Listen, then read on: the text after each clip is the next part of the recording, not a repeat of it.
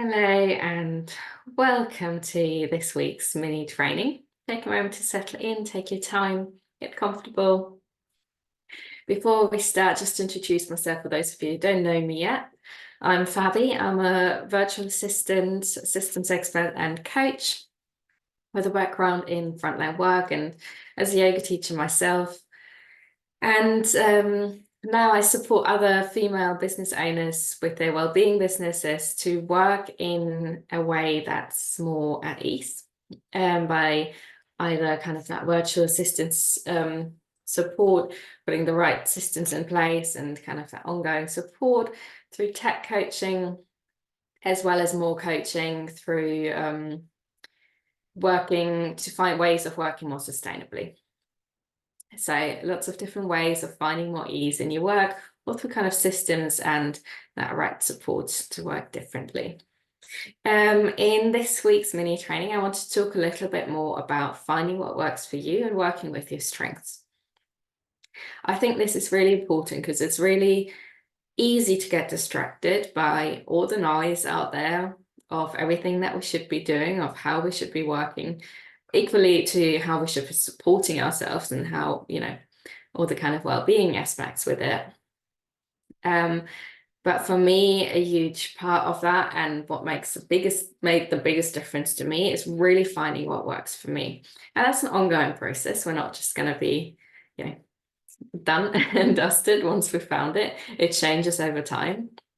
But a huge part of that is slowing down a little bit and starting to listen really what you need and how you work, really getting to know you. And that can change. So where you might maybe been employed before, you might have worked very differently to then going into self-employment or maybe working part-time in your business.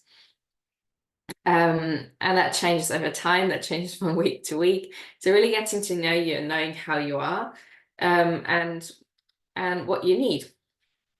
So finding what works for you, finding a way of working that works for you, really prioritizing that because we get so distracted with what we think we should be doing. That might be, oh, I should be doing one-to-one coaching. I should be running courses. I should be doing more on social media. I should be doing reels.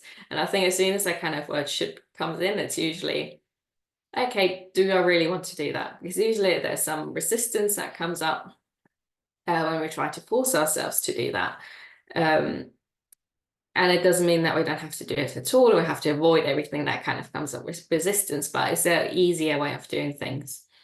And with that, for me, it comes also kind of working with your strengths. What are you good at? What can you build on? Instead of constantly forcing ourselves to learn new things, which is equally important, but we can't constantly develop new skills. So maybe there's a few things that you're really curious about, you really want to learn about. Maybe it's about writing more blogs or recording videos, or there's different aspects, of course, where we can learn new things, but equally to work with more ease and not constant resistance and pushing against that resistance. Is there a different way of doing it? Is there a way of doing it that's building on your strengths, at what you're good at? And sometimes that means shifting things around in your business. Maybe you're better at running retreats or group workshops, and maybe that's what you're really passionate about. And it's not just what you're better at, but also what you're passionate about. Or maybe you're really introverted and you don't actually like that kind of work. Maybe you prefer working from home, or you prefer not doing live videos, but pre-recorded videos. There's always like versions where we can tweak things. Or maybe you like to talk, but don't want to be seen. So maybe there's a podcast that's working better for you in terms of kind of marketing. So it's different things around either, the offerings that you bring out, but also around your marketing, really building on what works for you and where your strengths are. And the same kind of applies as well to the way you structure your workday. We all work differently. We all have different rhythms. I often get distracted, for example, with, forcing myself to get up early, because that's what you see everywhere.